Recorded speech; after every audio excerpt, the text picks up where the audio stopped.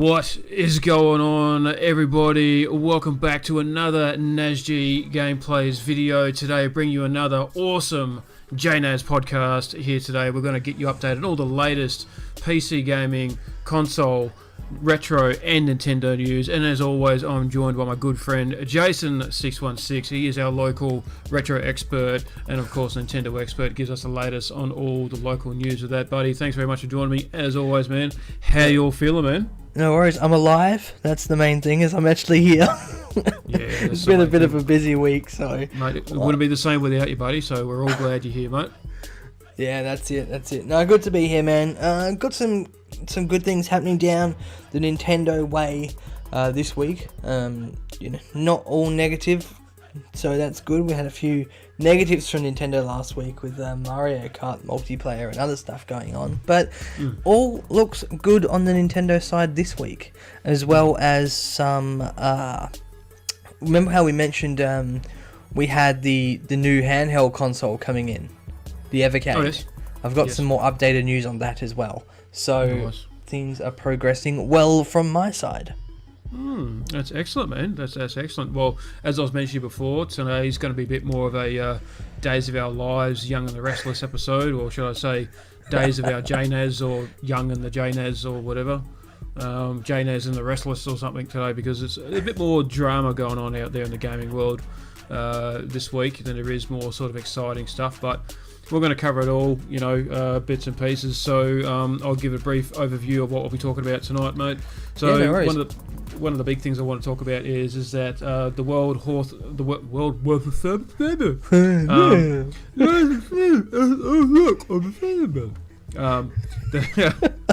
WHO, not as in the band, the WHO. So WHO, as in, stands for World Health.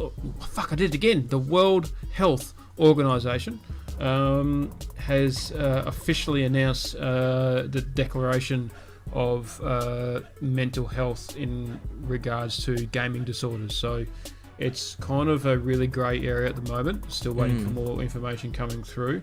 But basically, the World Health Organization has classified gaming as an addictive disorder, which I'll talk about a little bit more. There is apparently going to be an unexpected announcement at this year's E3 about an Avengers video game. Not sure exactly what its type is going to be. We'll talk about a little bit later. Square Enix, or Square Onyx, however you want to pronounce it. Some people pronounce it Square Enix, some people pronounce it Square Onyx. I don't know why. They plan to do a showcase with it, which is really cool. Talk about it in a little while. A departure of a game developer, one of the gaming directors at Gearbox, who is basically the studio executive. He's done a runner. He's pulled out on the development of Borderlands, which is a bit sad, but I'll talk about that in a little while. As I was mentioning before as well, a little bit of drama. As well, the ACCC are taking Sony to court in regards to basically breaching consumer rights acts and all that sort of stuff as well. And I can hear a little dog bark in the background, which is absolutely fantastic. That's wonderful. And of course, I've got my honourable mentions as well, mate. So, bit of a juicy night, but mate, I can't wait to hear what you got, buddy. What you got going on? Cool. So, we brought up the Evercade before. Was it two weeks ago, I think? Where it's a brand new handheld console was going to put the Switch up to the challenge and be their counterpart. And they've released 3 new collection cartridges for that, and there are some damn good games in there. So I'm going to be talking about the Evercade. Also, the Mega Drive Mini is back. We have 10 new games announced for the Genesis Mini, or the Mega Drive Mini, or whatever you want to call it. So this will round up to 30 games of 40. Also, everyone at Nintendo got together to actually try and sum up the list of Nintendo's greatest console. So they've all got together and said, let's throw every console we've ever created, handheld or not, and make a bit of a list. So every employee of Nintendo went and wrote down them all in their order of preference, and they've compiled what is Nintendo's best console and why. So that's a interesting one. As well as I've got a few honourable what is wrong with us today? It's not just you. You know what's funny is that you've actually got an excuse. I fucking don't. So yeah, I shouldn't have. We say it every week. Honourable. There you go. Honourable mentions. I have a couple. I don't normally do them, but I've got a couple from Nintendo's way about what's coming out and some games Nintendo's got a hold of and just a few bits of news and what happened today in the video gaming world as well. So that's what I have for you. Excellent. That sounds really good, mate. I can't wait to get into it and hear the best of what's going on out there in the gaming world. Are you ready to kick it off, buddy? Yeah, dude, ready to kick it off. And do you want to start by getting the dramatic stuff out the way first? You said you got some drama happening your side, so let's kick that off and get it out of the way. Let's kick it off. Break out the tissues. It's going to be a real tearjerker out there. Turn those earlobes on. Your ears are about to bleed. Let's get you all updated on the latest PC gaming, console, retro, and Nintendo news. Let's do it. Yes. News? What did I say? News. Did I? Yes. No, I said news. Must be my gate.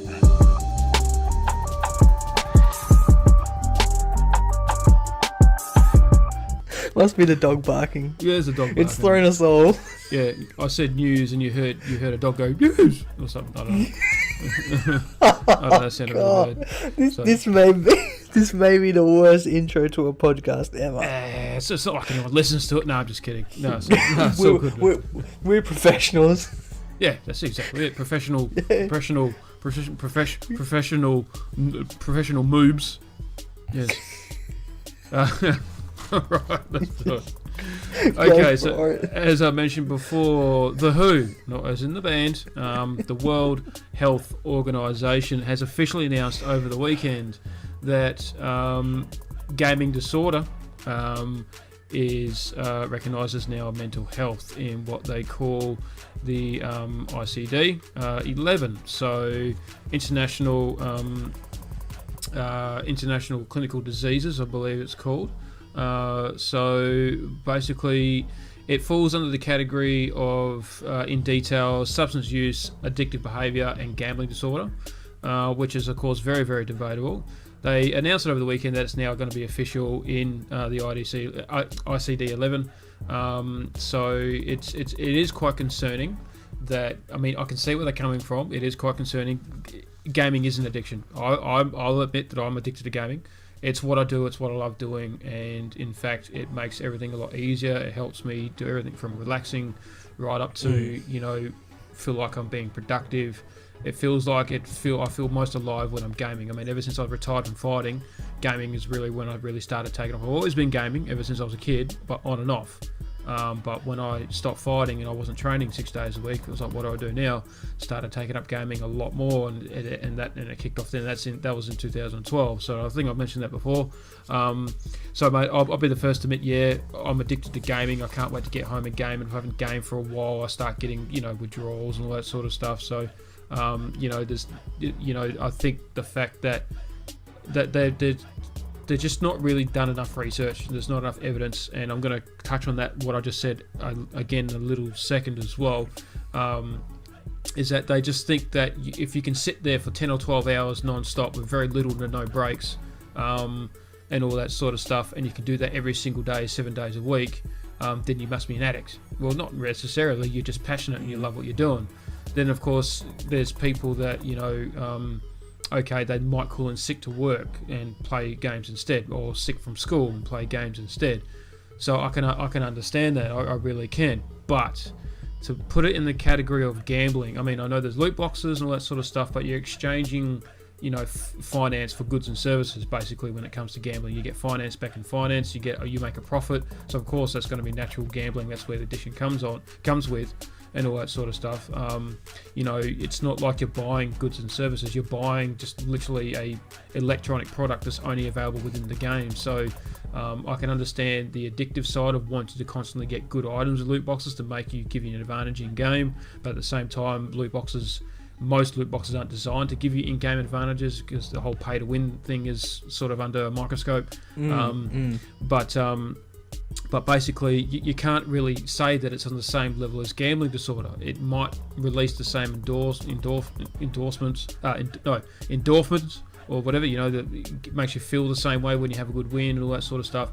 But it's highly unrelatable, in my personal opinion. I mean, for starters, people don't fucking sell their house to go to the casino table. People don't not pay their rent or their mortgage to go to the casino table. People don't break into people's houses to steal money and personal belongings to sell at the hock shop to go to a casino table. And they sure as hell don't beat up people and stab people or murder people for the sake of getting money to you know, go to a casino table.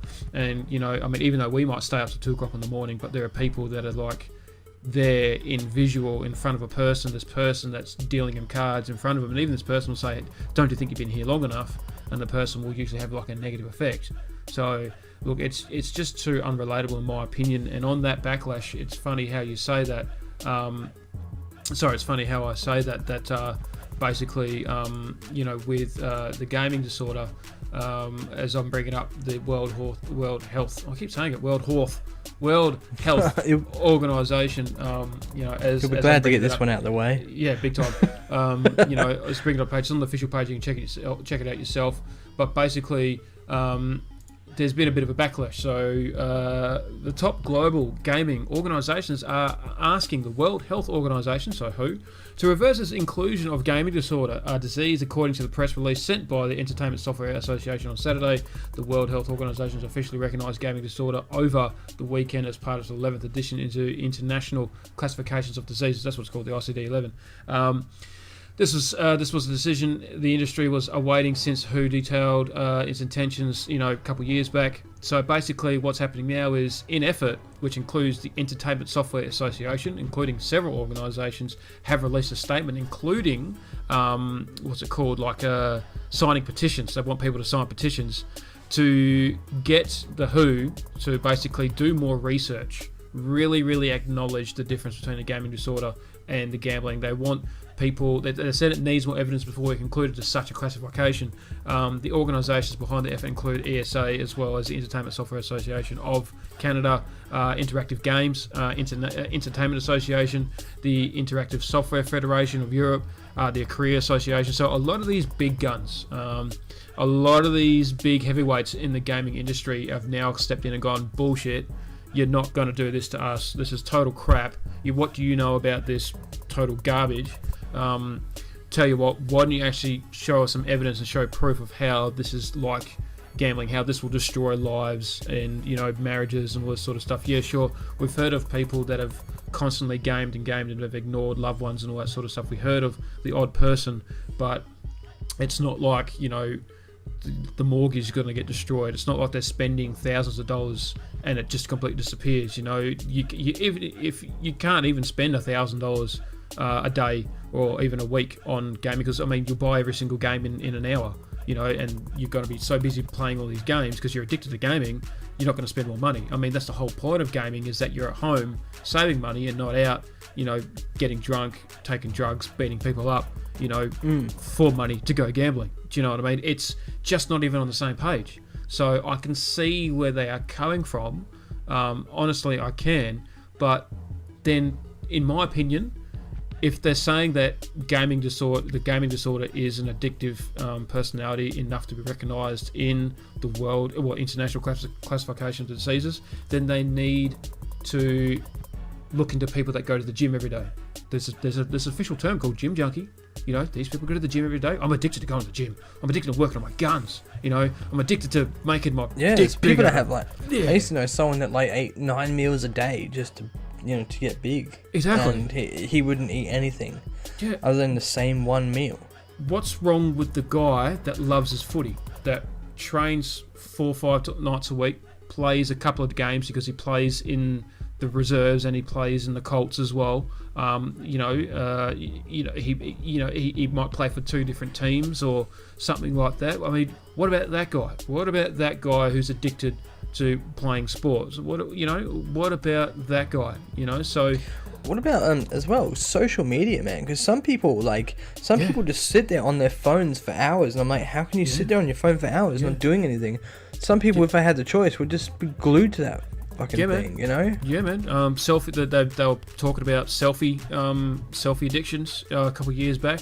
that was some sort of disease. It hasn't been recognised or anything like that. But I mean, that's 100 times worse in my opinion. Because that creates ego. That builds this sort of fake self-esteem that you think you have, which is blocked by you can't see your true self-image because you block it by fucking Instagram filters. That's 100 times worse. And the reason why you put it up there is so people can go, oh, you look so beautiful, and it gives you this fucking boost of bullshit fake ego that you don't need, because if you love yourself already, you don't need all this ego boost. You don't need this, this fake profile that you pretend that you are, that you're actually not on Facebook, which is about 80% of the population. For these people who think they are your friend, where most of them usually aren't. And I'm not saying anything about our Facebook pages, because I actually have a lot of ironically, I have a lot of genuine friends on my Facebook, and I don't do selfies or anything like that. But this is 100. That's 100 times worse in my opinion, and that's a good point, man. Social media addiction, that is 100 times fucking worse, and in the long run, that can do so much more damage. I mean, there are more marriages breaking up over Facebook than there are gaming disorders, man. I hear it every second day. Thanks to Facebook, me and my girlfriend have broken up because of, someone said this and that person said that, and they found out about this. That's exactly right. I mean, social media. I mean, I have my own Facebook, and I have, oh great, I've got dogs barking on my side now. This is fucking wonderful. What is going on? Retracting the dogs, mate. Retracting the dogs. No, I have my own personal Facebook, and then I have my my gaming page has its own Facebook and Instagram, and we obviously have our own YouTube channels. So on my personal Facebook, I keep that very low. I think I only have 22 friends, literally 22 friends, because I keep my personal life and my gaming life completely separate. In saying that, I've met a lot of good friends from the gaming side who are very supportive, but I also do take a step back because I don't want to, be relying on other people's opinion of me on how good I am, because at the end of the day, I want to be the one to make an opinion on myself. Don't get me wrong, we're putting ourselves out there to be completely judged all the time, Yep. and in time there is going to be people there to run us down to the ground. Yeah.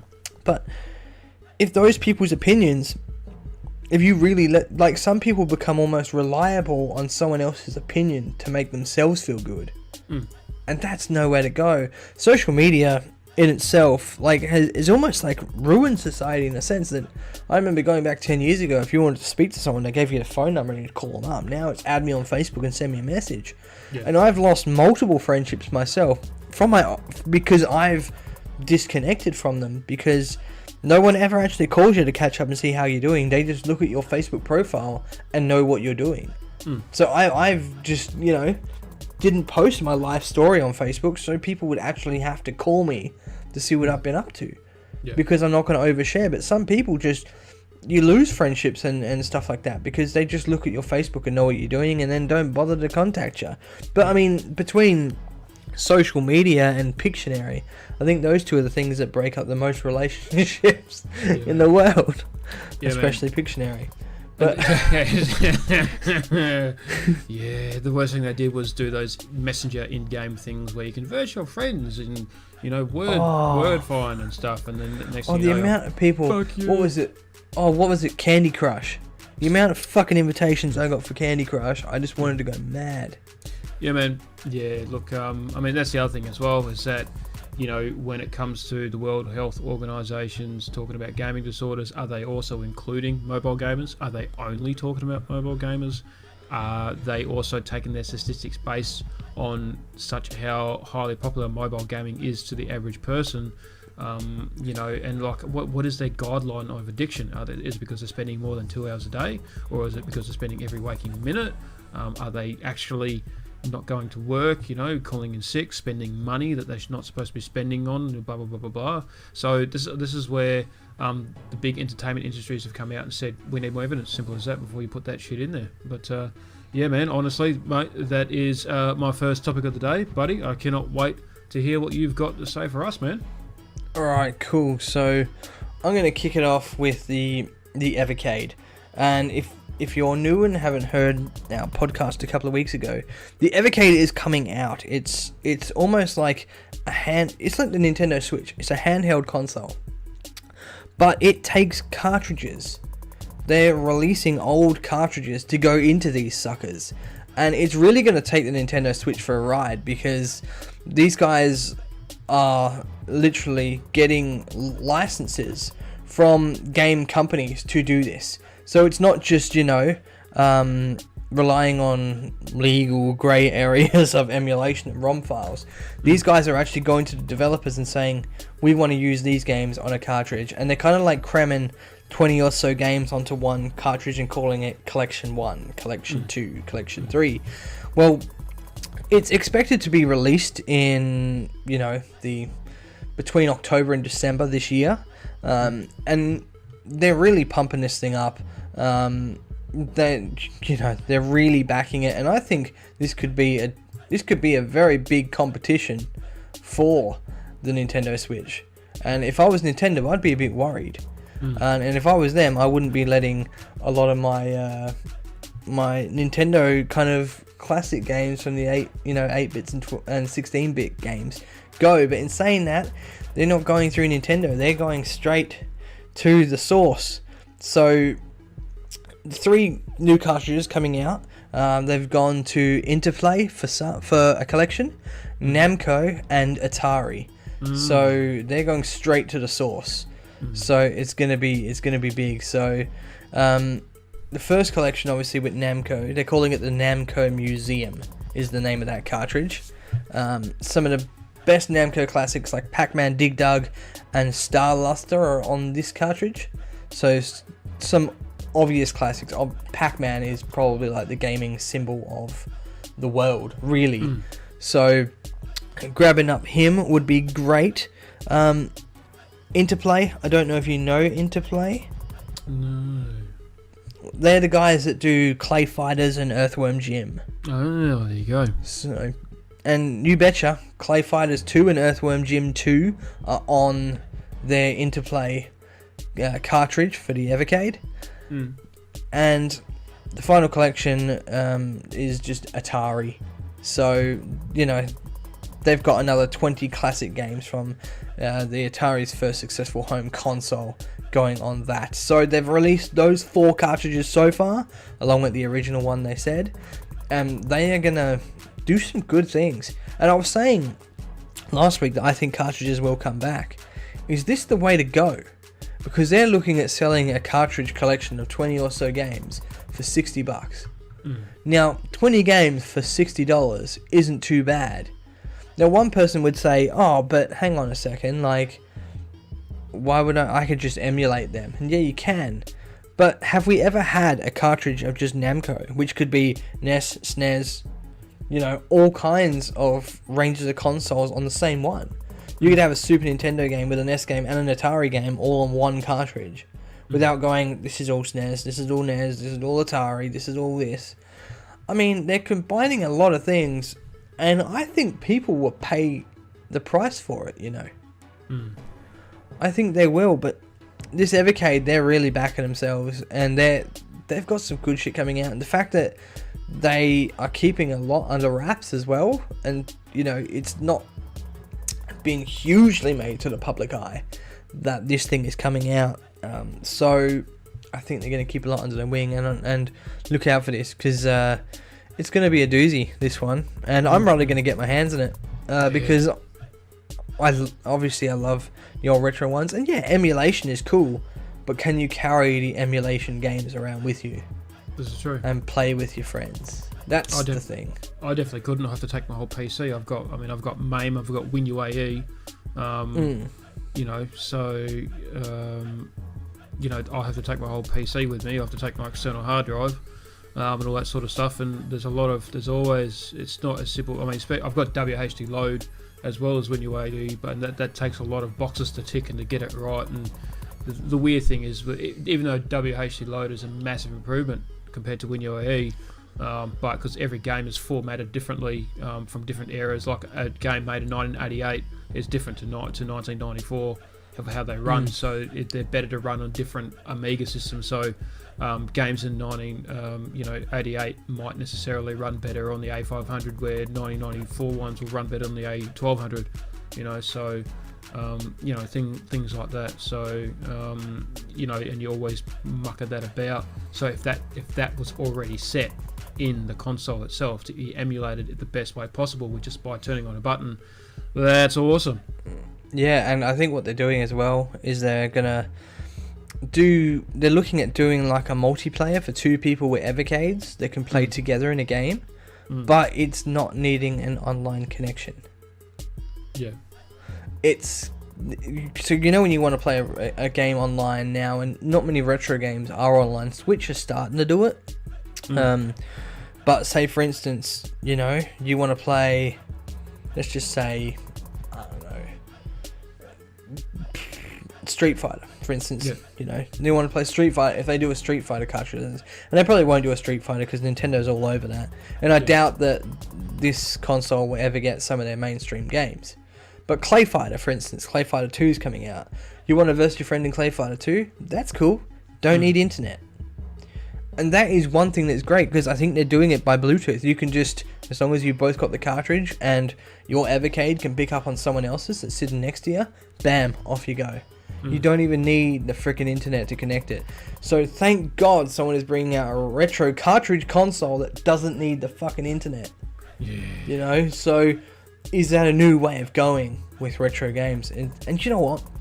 If you were to stick them on cartridge and make them playable in 2-player, where you're not sitting on the couch with your buddy, would be cool. But I'm all for playing the retro games over the internet, and the Switch will master that. But there is nothing like sitting there with your buddy on a couch with the banter. There's nothing like it. And if they do the Bluetooth connection, hells yeah. Hells yeah, it'll be good. But the Evercade, I think, is very clever, because they're independent dudes, creating this thing. They're not a worldwide company like Nintendo and Sony or anything like that. So it's just people with the love of retro gaming that want to create a masterpiece. Going straight to the sources, not a bad idea. But it'll be good, man. It'll be good to see how this comes about, and whether or not they'll do what the Switch did and plug the holes the Switch has. So, yeah, good fun. Cool, man. That sounds pretty promising, actually. Yeah, it does. So, fingers crossed for that. Definitely, mate. All right, definitely. I'll throw it back to you, man. All right, buddy. Too easy. So, of course, as I mentioned before, bit of sad news coming out of Gearbox. Borderlands Studio executive leads for Dream Job. John Vignocchi. I don't know if that's even how you pronounce his name. Sounds very erotic, if you ask me. I just thought of gnocchi like potatoes. Yeah, I know. Let's go get some sauce and Vignocchi. Yeah, eat some Vignocchi. Oh, what's this, mate? That's Vignocchi. Oh, it sounds delicious. So, after less than a year at the studio, quite amazingly. So, ahead of the release of Borderlands 3 in September, Gearbox publishing boss John Vignocchi, yum yum yum, is heading out. This game industry veteran announced on Twitter that he's left Gearbox for his dream job somewhere else. Leaving the company was one of my hardest decisions I ever had to make, and I wouldn't have done it if it wasn't for the love and support of everyone there. Vignocchi, yum yum, said on Twitter. They understood that encouraged me to take this role as a truly once-in-a-lifetime gig. Vignocchi, yum yum, said he had a great time working at Gearbox, where he served as executive producer for Gearbox Publishing for about a year. He specifically praised Gearbox founder Randy Pitchford and head of publishing Steve Gibson, saying they both know how to bring the passion and excellence of all the amazing developers that work there. So Vignocchi, yum yum, didn't say where he's going after Gearbox, but he noted that he is going on a bit of a road trip. Must be going to his Mamma Mia's place with his nonna to have some Vignocchi, which suggests the new job is not close to Gearbox, which is in Frisco, Texas. So yeah, it's obviously off to Italy to get some Vignocchi, yum yum. So anyway, so yes, best of luck to John Vignocchi, yum yum. So in his future. But definitely a bit of sad news coming out of Gearbox, because I mean it's only a couple months away from Borderlands 3. It already has a massive hype. Who knows what is in store for Borderlands 3? The game's probably already finished, so the fact that he's gone doesn't really make a difference. But however, I don't really know too much about outcomes when things like this happen, how much the game will change. I think the game itself might be okay, but it might be the DLCs. It just might be. It wouldn't surprise me that over the next few days there'd be a leak of what John Vignocchi Yum Yum has installed for the roadmap after release, with like DLCs and that. But those DLCs might get scrapped because Vignocchi Yum Yum might have just decide to turn it into a pile of spaghetti. So Mr. Yum Yum.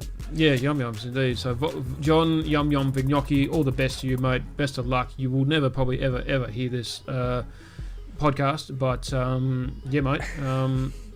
All the best to Borderlands 3 and all their fans and followers of Gearbox, all the diehard fans. I know one of my mates is, so he'll probably be a bit sad to hear that, and he'll probably be hungry. He probably wants a bolognese now after listening to this. So apart from that, mate.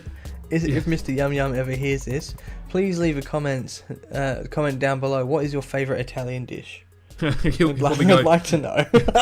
I know. Not only will I probably, faint from shock and pass out if he actually did, but it would be funny if he goes, I fucking hate Italian, mate. It's like, I actually like Mexican food. Yeah. Yeah. Oh, we still did him justice by calling him Yum Yum, so he's got to like something, doesn't he? Yeah. So, but the first thing I'll say is it's not pronounced Vignocchi, it's pronounced Vig. Not Chi. I don't know. Fuck. I don't know how to pronounce the name. It's spelled Vignocchi. So, that's Gnocchi. That's definitely Gnocchi. That's what I've said. So John Yum Yum Vignocchi Bolognese. Best of luck to you, mate. But apart from that, man, unless you got any other input on that subject, mate, I am done with subject number 2. Cool. Hopefully he enjoys his road trip and he does what what his dream job is, and he goes and does it, because probably making gnocchi. Probably he's going to become the gnocchi master, but he's going to become the gnocchi master. He's probably decided to start his own gnocchi business. He's going to call it John Vignocchi Gnocchi Yum Yum or something, and you'll sell it all around the world in supermarkets in little containers. Yeah, just Yum Yums. Yeah, exactly. Just added the sauce, and it's a beautiful gnocchi. Vignocchi Yum Yum. I don't know. That's probably it. That's probably it. That's you hit the nail on the head there. Yeah, cool, man. All right, what do you got for us, buddy? All right, so before I get to do the I don't want to go again on the Sega route and say here's 10 more games that are coming up, because I've just done a game once, so I'll split it up. Here is every Nintendo console ranked from worst to best, and like I said, this is straight from Nintendo. Every person and staff got together and voted out of 13 systems. Hard to imagine they've only done 13. Anyway, and this is the list. Now, you haven't really played much Nintendo at all, but you know of some consoles, and you probably played them over the period of your life. So, kicking off the very bottom of the list was the Virtual Boy. No surprise there. The first attempt to bring VR and 3D gaming to homes. It was bad. You know that? Have you played the Virtual Boy? I've heard enough about it. It's a shocker. Yeah, I mean, you couldn't. I mean, it was very hard to find a second-hand one without vomit stains on it. So, yeah, no. Yeah, stupid joke. Now, second last was weird. It's the Game Boy Color. That is weird. That was revolutionary. Yeah. The only true notable exclusive games for the Game Boy Color, though, was Pokemon Crystal, Legend of Zelda, Oracle of Ages, and Seasons. You're right. They're the only 3 exclusive games to the Game Boy Color. The rest could be played on any Game Boy, etc. Oh. So weird. And even weirder, in the 11th place, was the NES. Really? I thought that would... Yeah! I thought that would have been really friggin' iconic. But again, that was revolutionary. I mean, that was the birth of Super Mario. You know, I mean, And Metroid, Legend of Yeah. Zelda, Final I know- Fantasy, Castlevania. yeah, exactly, mate. I mean, I know Contra, Kirby. Donkey Kong or Mario, whatever. When you know Yeah. Donkey Kong's at the top and he's rolling down the barrels, and that's actually Mario jumping over the barrels, trying to save the princess. What's that game called? That's Donkey Kong. That is Donkey Kong, isn't it? Yeah, yeah. So I know that was before Super Mario, and a lot of people don't realise that it's actually Mario who you're actually controlling, and then Super Mario Brothers came out. I mean, how could NES be number 11 when it's the most iconic console of all time? It's the birth of the gaming characters we know of today. Next, you're going to tell me the Sega is the most shittest console. No. But the funny thing with Mario as well is the reason they gave him a hat is because they didn't know how to draw his hair in so many less pixels. And same with it, they gave him a mustache so he didn't have a mouth because they didn't know how to animate the mouth in pixels when he moved. So I don't know if you know that, but that's why they did that. But it wouldn't surprise me if he had like the top of his head was bald and he had like all that hair around the side. You know, the typical Italian guy, the bald on the top and the hairs around the side. So making his gnocchi.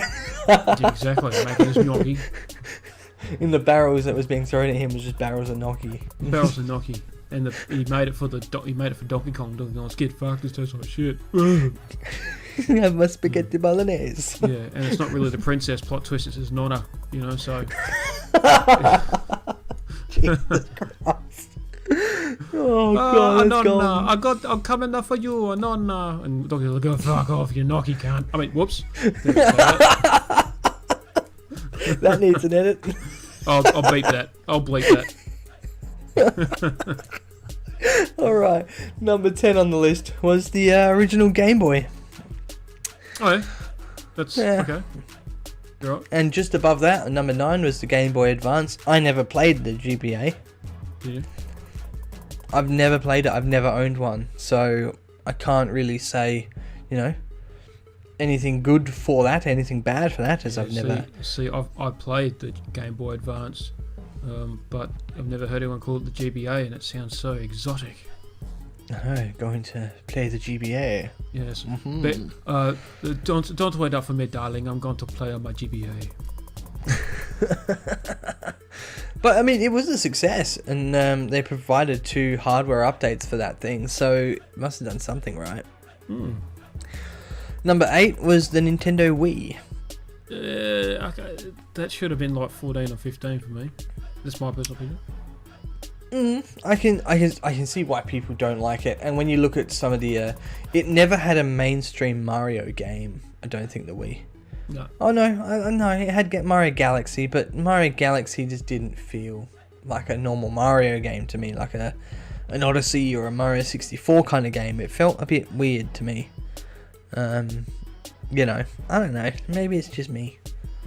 But in saying that, one thing that the Wii did do was it mastered the motion controls. It took that into a new ball game, and Nintendo boldly tried doing something with that and doing something very different to what everyone else was doing. One would argue it paid off, in a sense. Number 7 was the Nintendo DS.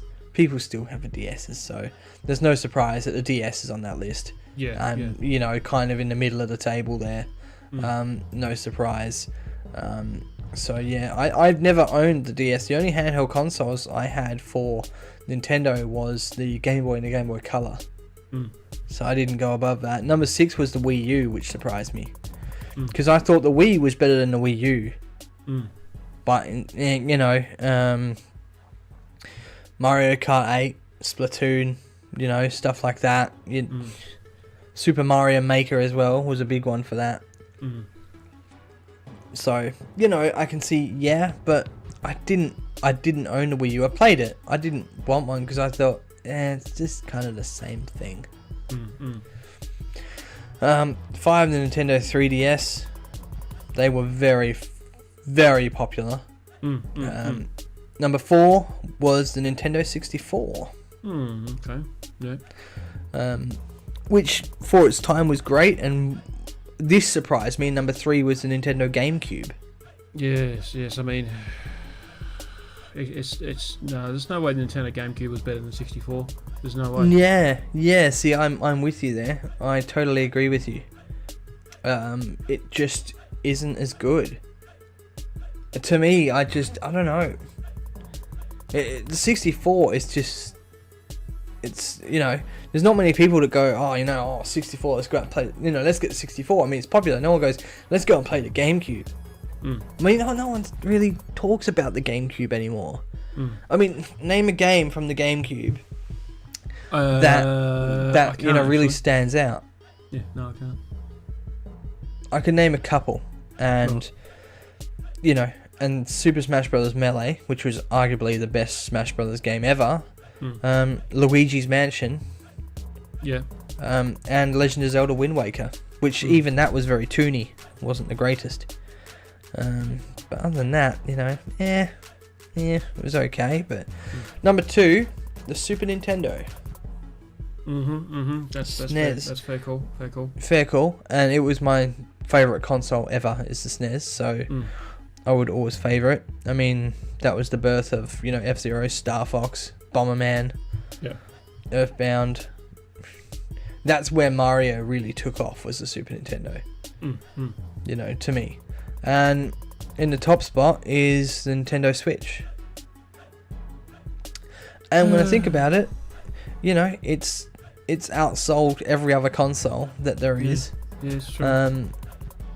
And it broke records left, right, and center. Really. Epic exclusives like Breath of the Wild for Legend of Zelda, damn good game. Mario Odyssey was insane. Splatoon 2, you name them, And they've got other stuff coming like Doom, Skyrim, Wolfenstein, Diablo, Crash Bandicoot. Stardew Valley is a very popular game as well. I've never played it, but you hear people raving about it. And there are some more epic games to come, which is going to be in some of my honorable mentions a bit later. But the Nintendo Switch is the best Nintendo selling console ever. Yeah, I don't know how I feel about that list. I mean, I would not put the GameCube at number 3. I couldn't do it. Alright, give it to me, mate. Do it. Your top 5.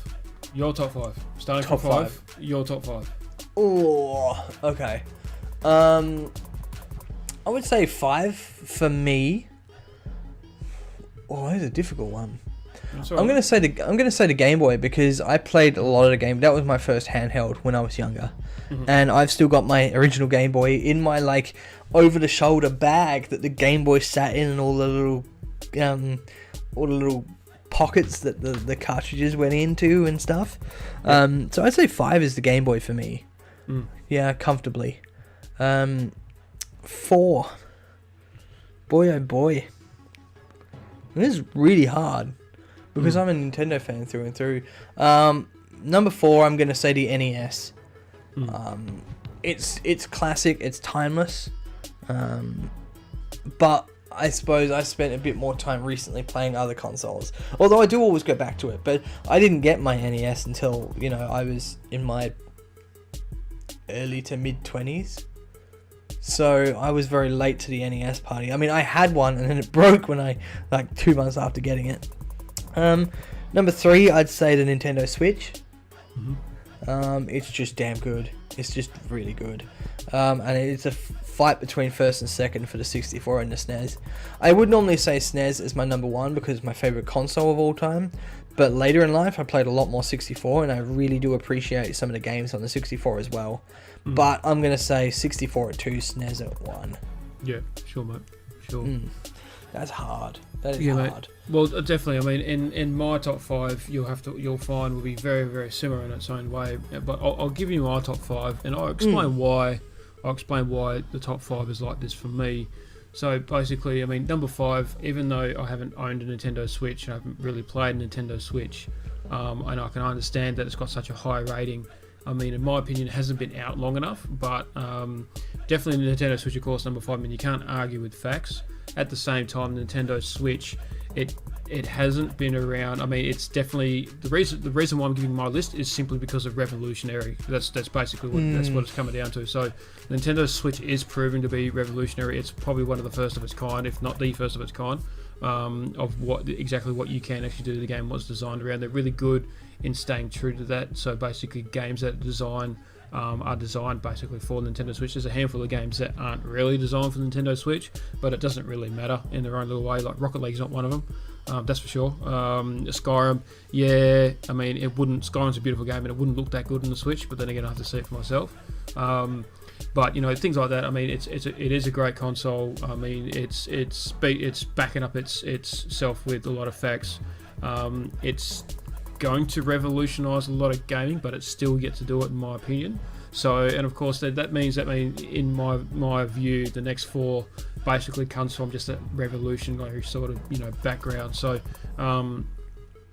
number 4 is definitely the Game Boy, again, because that was revolutionary. There was nothing anywhere near like it, really. Nothing even came close to comparing to it. So yeah, it's the first handheld, I think. Pretty much, mate. So you could even put a cord between you and your mate who also had one. You could play, 2-player Tetris and all that sort of stuff, So that just blew people's minds in the late 80s, all that sort of stuff. So, that in itself was, incredibly amazing. Number 3, of course, is Nintendo. Again, revolutionary. It was one of the first consoles of its kind. It came out before any other 8-bit console, I believe. Came out just before the Sega. And even the Sega didn't really even compete with it. It gave birth to a lot of iconic characters that we know and love of today. In my opinion, the Switch wouldn't be where it is without the Nintendo. The NES took a big risk because they wanted to. I mean, the NES was the very first home video console in a sense, because the video game market was going downhill, and Nintendo went, we want to create a video game console you can play at home. Yeah. And they thought it would flop. Yeah. Nintendo were the only people to believe there was a market for it, and they wholeheartedly, with Mario, saved the crash of video games. Yeah, man. I mean, they knew they were going in competing against the Atari, and they were competing against the Commodore 64. But I mean, literally, it was the David versus the Goliaths against a hostile environment, and they came out on top. And it's literally snowballed into one of the best consoles, arguably probably the greatest console of all time. I mean, when it comes to consoles, I'm a massive PlayStation fan. But I'm happy to admit, with a lot of facts and figures, that Nintendo is probably the greatest console ever in existence. Just the branding of Nintendo itself. So, that as well. So Nintendo, and of course, again, it's a toss-up between Nintendo 64 and Super NES, between 1 and 2. So in my personal opinion, believe it or not, the Super Nintendo is actually number 2 for me. I mean, it's a tidy, isn't it? It is. It is, man. I mean, the reasons why Super Nintendo is number 2 instead of Nintendo 64, again, it's the revolutionary thing. So when Super Nintendo came out, there was a couple of bits of competition. It had a Sega Master System, all that sort of stuff. Even though they didn't really come close, the games that you could get on Super Nintendo were amazing. They looked 100 times better. So in that market, when it came to home consoles, Super Nintendo was leading the way in that generation, and it managed to hold its own. It could have flopped, but it managed to hold its own against a lot of competition. It even held on for a bit longer when when the bloody PlayStation, the first PlayStation released, and Nintendo 64 came out a year later. It still managed to hold its own in its own little way. And again, the Super NES was the first of its kind where we saw games like again that we know of today, like Donkey Kong Country,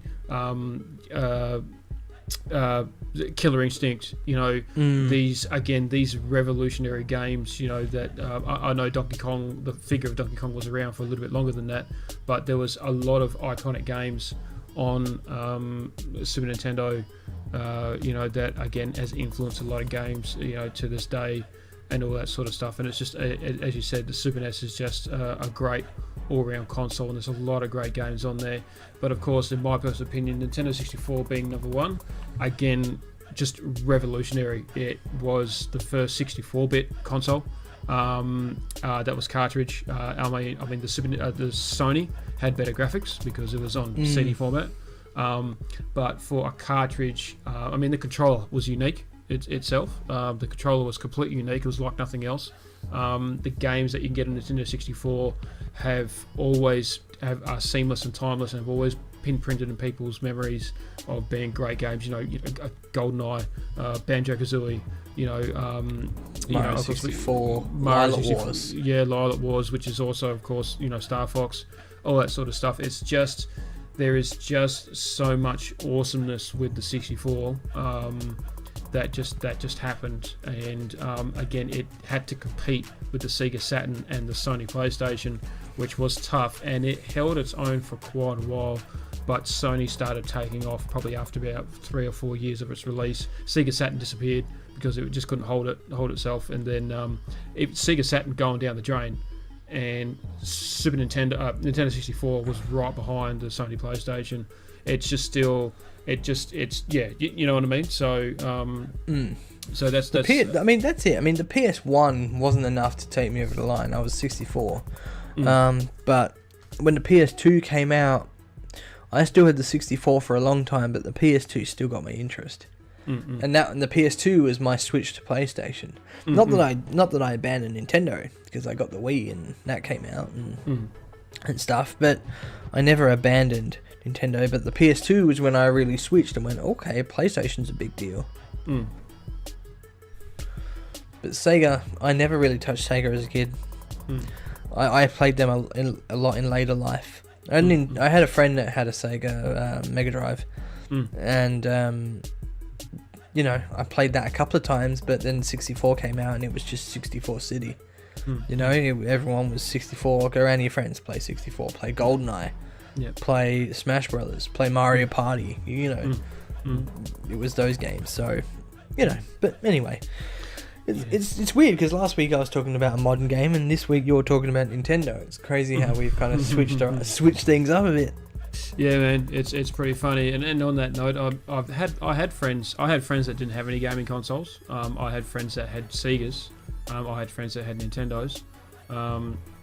And I had a really good friend growing up with who owned a couple of Segas. And the thing is, I had the same games on my Super Nintendo as what he had on his Sega Master System.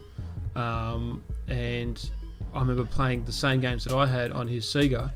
And I just remember them not feeling right. They're not feeling the same. They didn't seem as vibrant. They didn't seem as bright. The refresh rates seemed just so different, and everything just seemed a little bit off. It's like they just fell short of the mark on a Sega compared to a Nintendo. And I remember my mate used to come over to my place, loved playing with Nintendo, and used to say, when he come over, he goes, "Bring your Nintendo around," and I'll be like, "Oh, why is that? We got your Sega."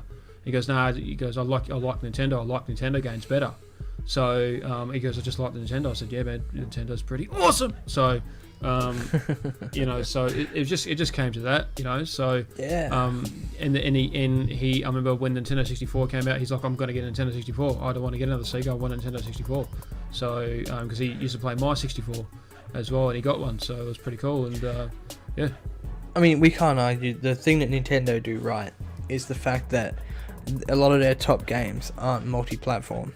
They keep them to themselves, which is something PlayStation and Xbox should have done from the get-go. Yeah, and that's the other thing as well. Still to this day, well, not still to this day, it's a bit of a weird call.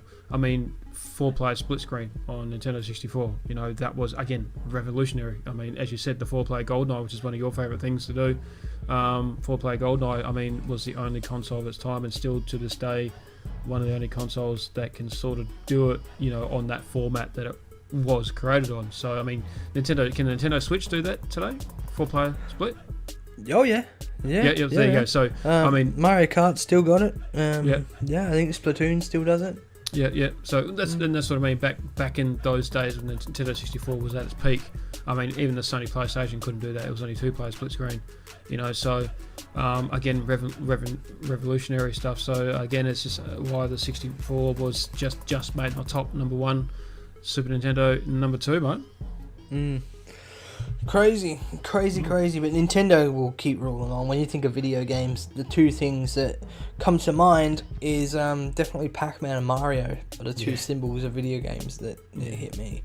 I mean, you couldn't say, think of video games and you think of a PlayStation or Xbox mascot. You just don't do it. No, that's it, mate. Alright, exactly. I'll throw it back your way. Alright, cool, man. So, as I was mentioning before, Bit more sad news. So this is 3 dramatic saddy bits of news in a row. It's sort of sad, but it's also a win for us gaming consumers. So Sony Europe taken to court over alleged consumer rights violations. So the ACCC is an organisation here in Australia. Alleges PlayStation Store refund policy does not reflect the consumer rights protection laws under Australia. Sony Europe has been dragged before the Australian Federal Court over its refund policy for digital goods on the PlayStation Store. The Australian Competition and Consumer Commission, ACCC, alleges that from September 2017, Sony Europe refused to offer refunds for any games that has been downloaded or if more than 14 days has passed since purchase. According to the ACCC allegations, Sony Europe also claimed does not have to provide refunds unless the developer told the consumer the game was irreparable, faulty or otherwise authorised a refund. Additional, Sony Europe would only offer PlayStation Store credit and refund rather than actual money, so that's pretty sleazy and doggy in my opinion. ACCC argues that these policies do not reflect the consumer rights guaranteed under Australian law. Quote, we allege the Sony Europe gave false and misleading information to their customer rights the customers about their rights in relation to the games sold via its PlayStation Store, said the ACCC Rod Sims in a statement. He alleges that consumer guarantees do not expire after digital product has been downloaded. As we allege, Sony Europe told consumers that refunds will be given in the form of original payment unless the consumer chooses to receive it in-store credit. So basically, Sony has gone, we don't have to give you a refund because we're making up a rule saying you've had it for more than 14 days, and when we do refund you, if you crack the shits enough, you can just have in-store credit and you're not going to have your money back. So ACCC has gone, bullshit, that's not going to fucking happen in our country, mate. You're going to get your ass kicked. So good old ACCC in Australia. It's good that they're on the case. I mean, it's a bit of a downfall. They haven't obviously met fucking Blizzard yet, because Blizzard don't refund people at all, and their only reason is because you've had it for more than 72 hours. Which is pretty bullshit in my opinion as well, which is damn disgusting. But I'm just never going to buy anything of Blizzard Activision again. So, and I hope someone's listening to that. Because I brought my Call of Duty Black Ops 4 and it was faulty, and there was a lot of people that had the same problem. It just wouldn't run, it just wouldn't play. Tried to get a refund, and all this, and they never replied to my emails, they never replied to any of my messages. When I applied for the refund through how they want you to do it through their website by clicking on buttons and filling in forms, all I got was an automated bot reply of, sorry, you've had the game for more than 72 hours, you cannot get a refund.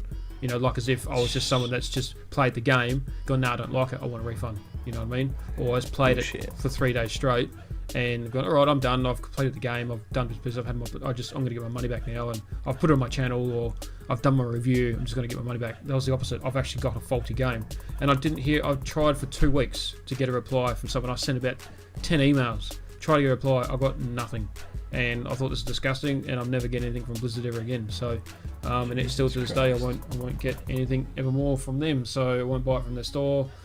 Nothing like that. I just have to, if a game's on Blizzard that I really want to get, then I'm just going to have to wait or something like that. So, I'd never... Con artist, man. Yeah, man, never again. So, so it's good the ACCC have come. I mean, it sucks that Sony have sort of gone down that path. I mean, it's Sony Europe, so not Sony Japan, so I don't know what's going to happen there if they actually get their asses absolutely scrapped. So I don't think they'll get sued for millions or billions or whatever. I don't know what's actually going to happen, but I really hope that it's a bit of a wake up call for Sony and all that sort of stuff. So they just, if they want a policy where they don't want to refund people, just when they go to buy the game, put it in the big letters saying, if you buy this game, you cannot get refunds after 14 days. Do you agree? Just say something like that. So.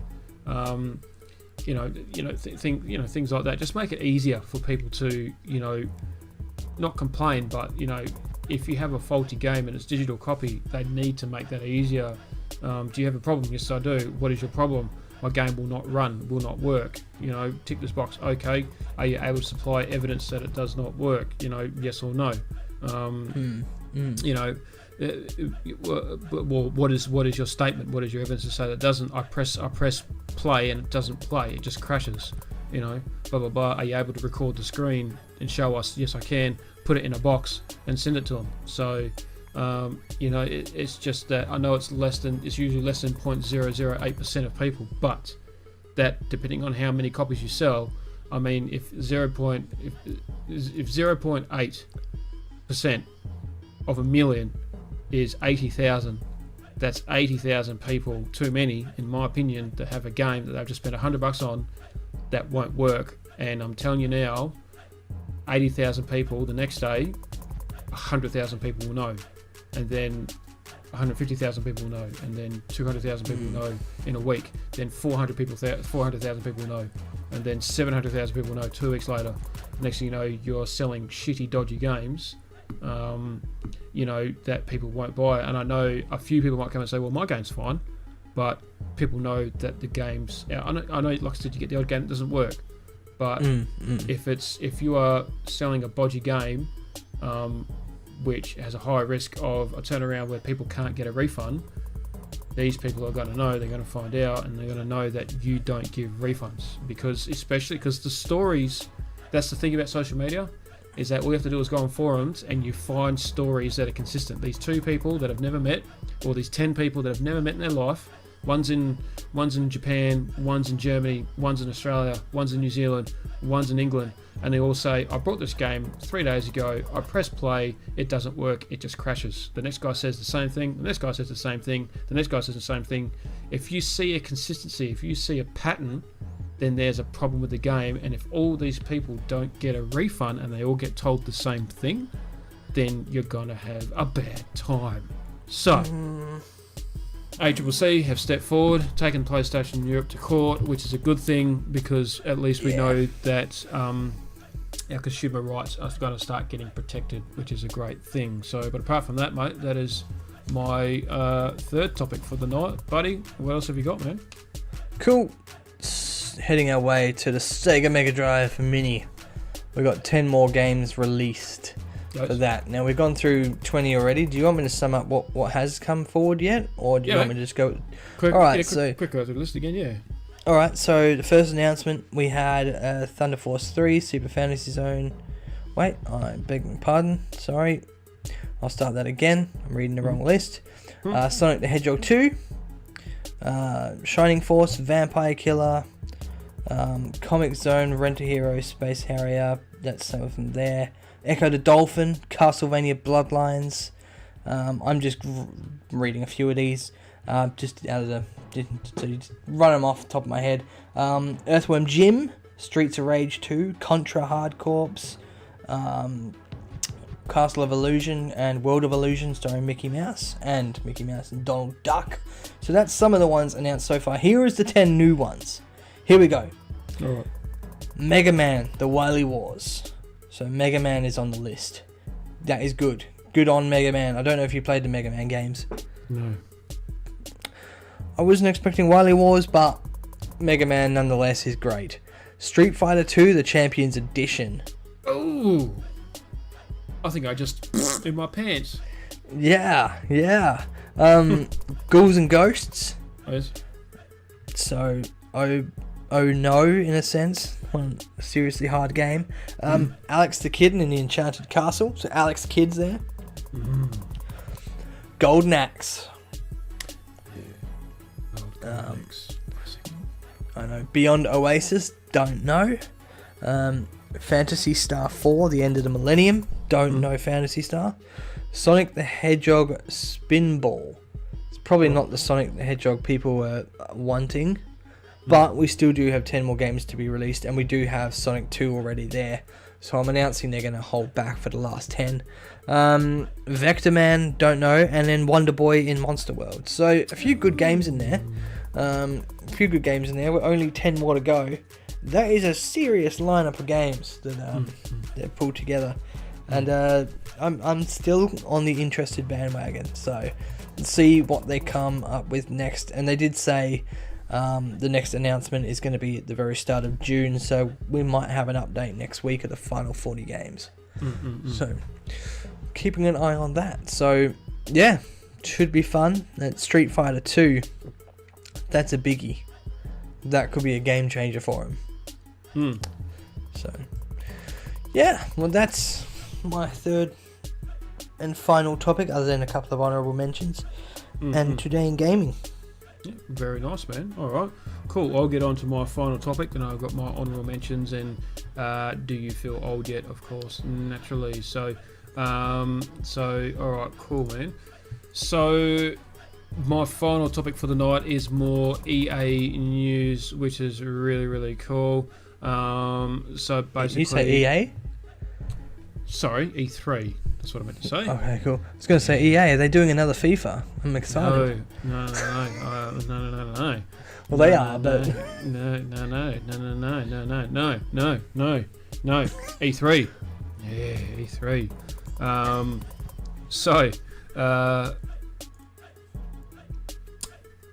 E3 update. Yes, here we go. All right, I'm coming there. I was looking at something. I was distracted. I was looking at something. I didn't know what to say, so I thought I'd just meow. Classic wolf. All right. So, E3. More updates on E3. A couple of really exciting announcements just came out over the last, literally just hours ago. Breaking news. Yeah, that was pretty anticlimactic, Michael. Well done.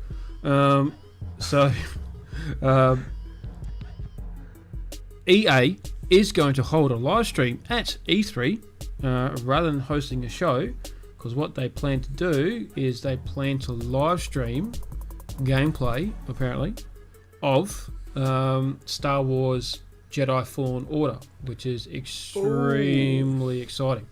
So basically with that, that's pretty exciting, pretty exciting stuff.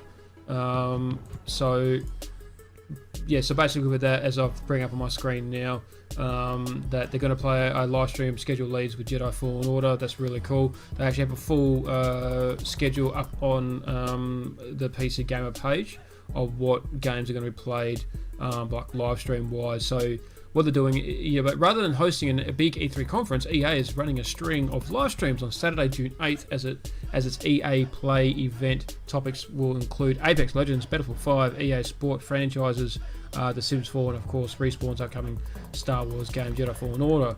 So, most of the games people don't really care because they already are out and about or to be expected. But basically, 9:30 AM, Jedi Fallen Order. There will be a live stream of it. Don't know what it's going to be like. Don't know what what the gameplay is going to be like. But that's pretty exciting to see that. So I'm sure there'll be official release date and all that sort of stuff. So, you're going to be watching that? Oh yeah, man. I'm going to try and watch as much E3 as I can, and then bring it up on the podcast a week later. So what I'll call my perspective of gaming in E3 is what I'm going to call it. So. I'm just going to have my little bit of feedback on the E3. I'll try and watch as much as I can. I won't bore people with every single little detail I can find on E3, but what stood out for me the most, really. So, and I have a sneaky suspicion what might be at the top of that list. What? FIFA 20. Oh, no. We rag on FIFA so much. So 9:30 AM will be Jedi Fallen Order. 10 AM will be Apex Legends. 10:30 AM will be Battlefield 5. 11 AM EA Sports FIFA. EA Sports FIFA. EA Sports FIFA. 11:30 AM EA Sports Madden NFL, and 12 PM The Sims 4. So FIFA will be there, but you're right. FIFA 20, big fucking whoop. So, it's another soccer game that looks exactly like the year before. Awesome. So. They may as well just create a FIFA and then just update the teams with the newest players instead of releasing a whole new game. Oh, you mean like every couple of years? Yeah, every couple of years do one, but just keep one game and then just update the fucking players. You don't need a whole nother game every year. I don't know why they do it. They're just weird.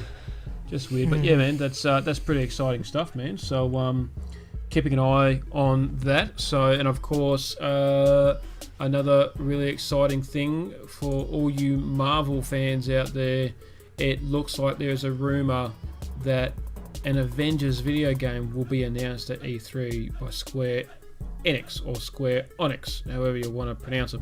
So they are planning to do a showcase on an Avengers game. So who knows what that's going to be like, what it's going to be about, what platforms are going to be on. When they say the Avengers, who's going to be in it? Is it going to be starting off with, is it going to be starting with just a couple of heroes and they'll add other heroes as DLCs? Is Thanos going to be in it? Blah, blah, blah, blah, blah. So more details are coming soon regarding the new Avengers game from Square Enix, formerly known as the Avengers Project. Marvel Avengers, as it's now apparently known, will be revealed less than 2 weeks' time as part of the Square Enix E3 2019 press conference on June 10. So, yeah, man, it's going to be a worldwide reveal. So they've apparently remained pretty tight-lipped. So it's going to be a separate game previously announced with the Iron Man VR title for PS4. So who knows? I mean, I've never really followed much of the Avengers. I don't really know what goes on with all that sort of universe stuff. But that, honestly, with the amount of steam that all the superhero movies have gained in the last couple of years, something like a big game like this would sound pretty awesome. So I think that's going to be exciting for a lot of the Marvel fans out there. Come to grips with, wanting to mix the universes of DC and Marvel and the gaming community to have it as realistic as possible. So, they do really well with, Spider-Man and all that sort of stuff. Those games are great. But, to have games like Spider-Man, but you're playing as Wolverine or, I know that's not Marvel, but you know what I mean? Playing as, playing as Thor or playing as whoever, whatever. So that'd be pretty cool as well, man. So, but yeah, man, that's a cool little feature as well. That would be my fourth topic, mate. Blast off of what you got left over. All right, man. So just a few honorable mentions. I don't normally do honorable mentions, I guess. But in the Nintendo world, just a few things that's happening. So Dead by Daylight slashes its way onto the Nintendo Switch this September. So Dead by Daylight heading on over, which is good. I don't know if you've got Dead by Daylight. It's damn good fun. It's good fun.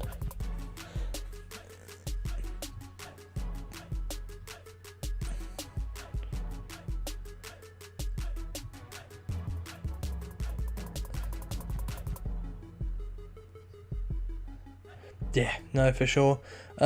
Also, Super Mario Maker 2 is coming out in June. The only problem is, the little amiibo collectibles that you put on your shelf that you can scan into the Switch?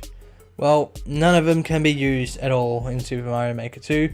So that's upset a few little people. It's only little people that are affected by that news. Just small. We're fine. We're okay. A new Detective Pikachu game has been announced for the Switch based off the popularity of the movie. Also, it looks like Ryan Reynolds may be stepping up to voice Pikachu again in a sequel to that movie as well. So a new game and a new film. Whether the two will be following the same kind of thing, I don't know. But at the same time, expect a movie and another game. Konami is almost ready to confirm the full lineup of games included in the Contra Anniversary Collection. Don't know if you played Contra at all. Amiga. Oh, nice. So, also, talking about Dead by Daylight and the horror game going to Nintendo Switch, we've also got Slender as well, is going onto Nintendo. Nothing like sitting alone in the dark on a handheld console, running away from Slenderman. And to finish off, just honorable mentions, Super Mario Maker 2 as well. Seems though you can't play against your friends online. That's right. They're making it a couch co-op game. I'm not against that. That's what Nintendo are known for. I like that idea better anyway. But once again, could upset a lot of people. But that's kind of sums up not as important topics to talk about on the Switch, but a little bit of what's happening anyway. Or before I finish though, one more thing.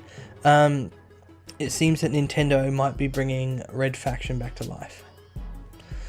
So maybe more on that next week, because that's only just got announced about an hour and a half ago. So there's not much to go on that, but maybe next week, yeah, Red Faction might be coming back, which Nintendo never had, do I say. It's a neglected game from PlayStation's area of expertise that they've not continued, so Nintendo might be having a stab at it.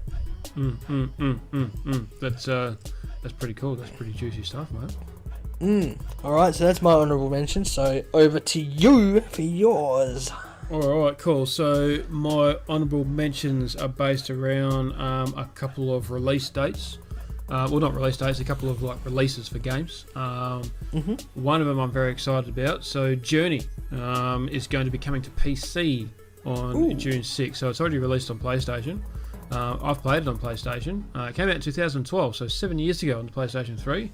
I thought it was a great game. Pretty good little indie game. For those that haven't played Journey, you're just some little weird little thing in a giant robe, and you have this scarf, and your scarf slowly gets bigger as you progress through the world. But what you're doing is that you're just on foot going through this endless desert. You're just trying to get to like top of this big mountain sort of thing, and you keep running into like I don't know, like ruins, and you're trying to get out of the ruin. You know, kind of like a puzzle. Open door, this, close that door, go on that platform, and as you pass it, you collect pieces of your scarf, and your scarf is longer and all that. And it's live multiplayer as well, so you could be going along on your journey, and there could be other people next to you on the same journey, and it's live. So you know, that's really cool as well. So I was quite happy to hear that. It's going to be released on the Epic Store, so Epic Game Store for $14.95 apparently, which is pretty cool. You know, so I mean, whether I'd get something like that, I'm not sure, but I know that was a good game, and I wouldn't mind playing it again. That was a lot of fun. And of course, my next honourable mention is a Need for Speed. So the new Need for Speed is coming this year, but it won't be announced at E3, and that's pretty much what everyone knows. They are pretty sure that there'll be a new Need for Speed coming this year, 2019, but no one knows exactly when, no one knows exactly what it's going to be called. So in a blog post on the EA's official website, community manager Ben Walk confirmed that the new game that is a truly memorable high-speed entry into 25 years of Need for Speed will be coming later this year. This post was legit on specific details. This post was light on specific details on what the game would look like. But you know, I guess people will hear it a little bit more later on this year, closer to the release date. But yeah, man, I mean, if you're a big Need for Speed fan, the new one will be coming out. I didn't mind the Need for Speeds. I've played a few of them. I don't mind them, but I'm not overly into racing car games and all that sort of stuff. I prefer them with more of an arcadey feel, more than like a realistic feel. But you know, I know it's just weird for me, but that's just me. So yeah, that's exciting stuff, man. So that's my honorable mentions. Finish us off with your this day in gaming, mate. What have you got? Well, before I get into that, you were saying Need for Speed. Just want to add on to it. I actually got given a free Xbox 360 the other day, or last weekend. They said you can have it because I kind of collect some old stuff and do them up a bit, and you know, getting that side hustle going, as you like to say. Only problem it was a UK one. But luckily, I know a guy that can switch the plug over for me, and lo and behold, that sucker started right up. Excellent. Inside was a free Need for Speed game. They didn't take the game out of the console, so that will be the first ever time I'll ever play Need for Speed. Yeah. Never played it. Yeah. So there you go. I now own a Need for Speed game, and on another one I opened up, and they had Modern Warfare 2 in it. So people don't know how to take games out of their bloody consoles before they give them away. So I'm happy with that. Yeah, I've done that. I've done that as well. Yeah, I opened up one of the PS2s, and I opened it up, and there was San Andreas sitting in it. Oh, Jesus Christ. I was stoked. Alright, today in gaming, before I make you yawn even more. Yeah. Today, in 1979, Capcom was established. If you don't know who Capcom are, they're the ones behind such games as Street Fighter, Resident Evil, Monster Hunter, Dead Rising, Devil May Cry, stuff like that. So they were founded. Mega Man and Final Fight as well, to name another two. Sorry, I left them out. There's some staples. 1979 they were founded. So that is like what, 40 years ago? Is that 40 years ago? That's 30 years ago. Pretty close. It's about 38 years ago. 39 years 1979. Ago. Yeah, 40 years. Let's just say 40 years. Fuck it. Yeah, 40 years. So 40 years of Capcom. So that's a pretty big milestone. And they've released some damn cool games, and they're still going strong. So happy 40th anniversary to Capcom. Yes, definitely, mate. Definitely. Well, that is great news, but now I'm going to do my Do You Feel Old Yet? So, are you ready to feel old? I am growing wrinkles by the second just thinking about this. So, well, either feel old or not even born yet. One of those. Do you feel old yet, or are you even born yet? Alright, hit me. So, Snake, the iconic Snake game that we all know and love of today. You go around and collect dots on your screen. And on the old Nokia 3310s, 3315s. Yeah. Yes, and your snake gets bigger and so on and so forth. There's been so many alternate versions of the game, it's not funny. It's been rehashed so many times, but the original Snake on arcade was released today in 1985. So 33 years ago today. Happy birthday, Snake. Oh god, and I remember my very first mobile phone in high school had Snake on, so that must have been going around for a fucking long time. Yes. Nuts, mate. Nuts. There's been so many different versions of that game that have come out. Even still to this day, they're still replicating it, which is pretty amazing. So, yeah, man, that was pretty interesting. But apart from that, mate, have you got anything else that you'd like to input before we wrap this thing up? Not any news. I'm just wondering, what's your game to play this weekend? What's on your targets as the game you'll be playing? Well, that's a good question, because I've got choices between Rocket League. I've also got your Rocket staple. League. Yeah. There's another game that I kind of like playing called Rocket League. Actually, I just got this new game called Rocket League. Yeah. Yeah, so I don't know if you heard about that before, mate, just the usual, Rocket League, trying to finish off Sekiro, which I've been staring at for the last week. I really need to finish that off. Play that, and then I've got to move on to, once I play Sekiro, I've got to move on to Witcher 3.